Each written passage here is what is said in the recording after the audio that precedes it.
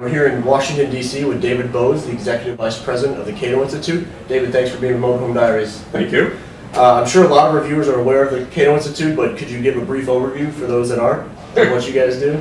Okay. The Cato Institute is a think tank in Washington committed to libertarian principles, individual liberty, free markets, limited government, and peace. We're about 32 years old. We publish 10 or 12 books a year. We hold seminars, we publish studies, and obviously we have our website, cato.org, as well as some other websites like freetrade.org and libertarianism.org. Okay, so you guys are a public policy think tank here in D.C. What kind of impact would you say you guys are having to change the political climate to one more freedom-oriented, to make it more freedom-oriented? Well, apparently not very much.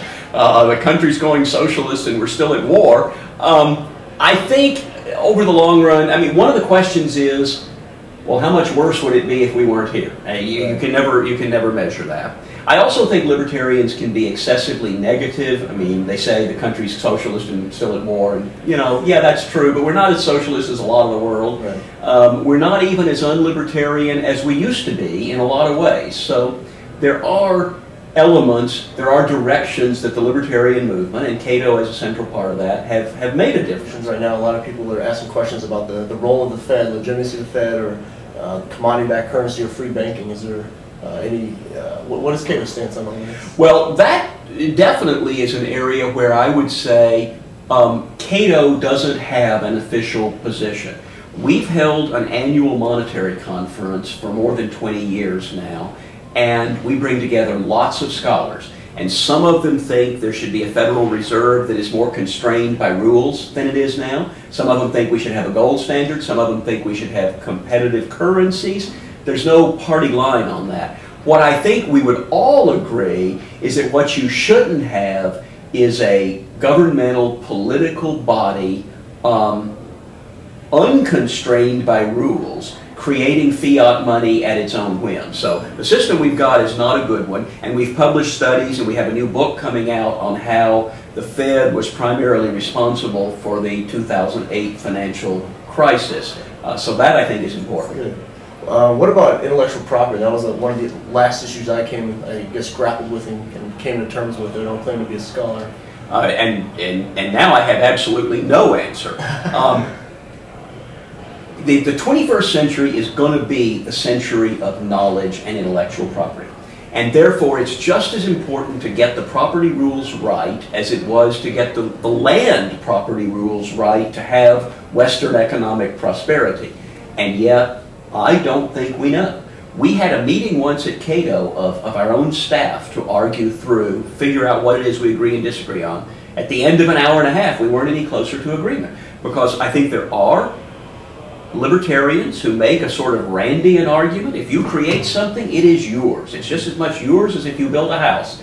There are other people who say information wants to be free, that it's an infringement on your rights if I try to prevent you from singing the same song or working with the same musical chords. So I think we're still grappling with that. We did publish a book called Copy Fights, right, and you can find some of the positions there.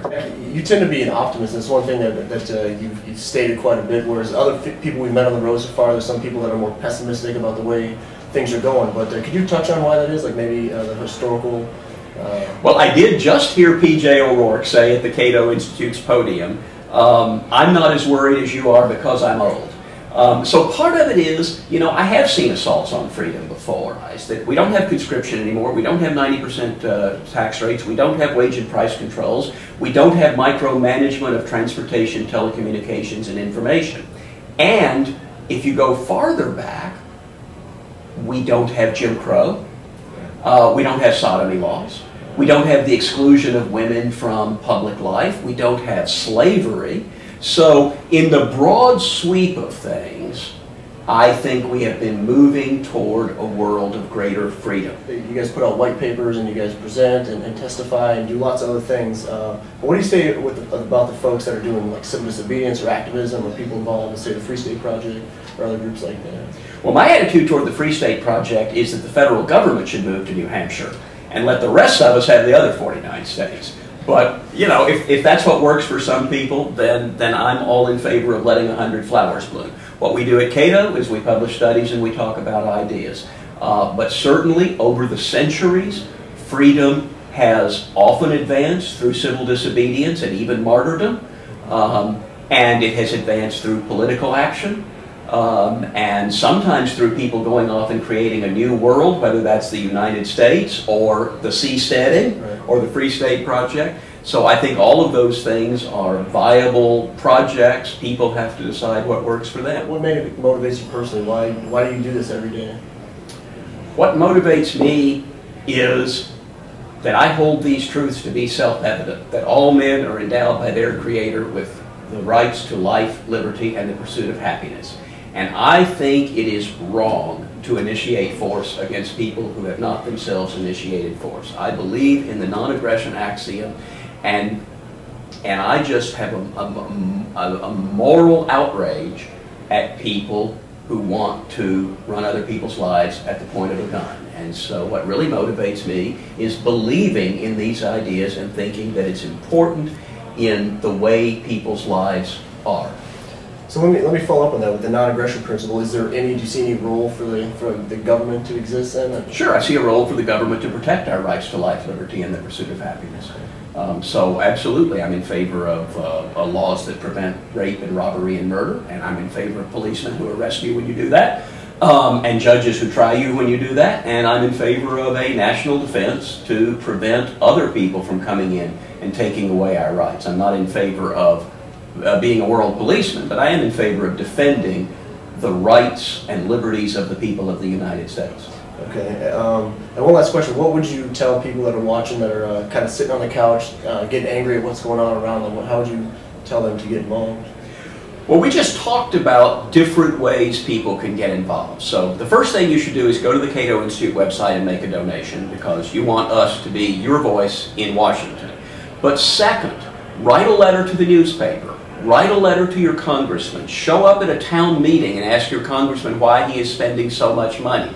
And if you come with information so that he can't blow you off and say, oh yes, I'm a fiscal conservative, you will find people who have never voted against a spending bill in their lives who will tell you they're a fiscal conservative. If you know that, then you have a follow-up question.